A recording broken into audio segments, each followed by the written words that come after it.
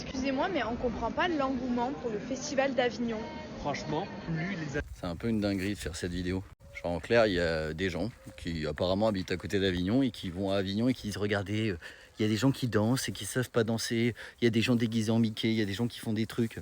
Mais en fait, et ils disent ouais, on comprend pas la hype avec le festival d'Avignon. Alors moi, je vois exactement, je suis humoriste, donc je vois très bien la hype sur le festival d'Avignon, même s'il y a énormément de points négatifs.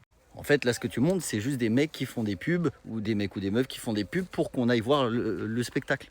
C'est pas genre ça Avignon. En fait, Avignon, c'est de jouer dans des salles de spectacle et d'aller voir des pièces de théâtre. C'est un peu comme si tu te baladais, tu regardais la télé et tu disais putain, les pubs, vraiment, c'est nul. Bah ouais, c'est pas le film, les pubs. Et tous les gens qui disent je comprends pas, vraiment, moi je me suis baladé dans la ville, il n'y a rien à faire. Bah oui, en fait, il faut juste mettre ton pied dans une salle. Parce que tu peux pas dire que le festival d'Avignon c'est nul juste parce que tu vois des gens essayer de faire de la promotion pour leur spectacle.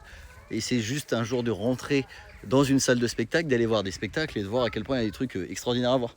Vraiment, faut juste se dire ah bah ouais, bah si tu payes pas et que tu vas regarder que ce qui se passe dans la rue, bah c'est nul. Hein.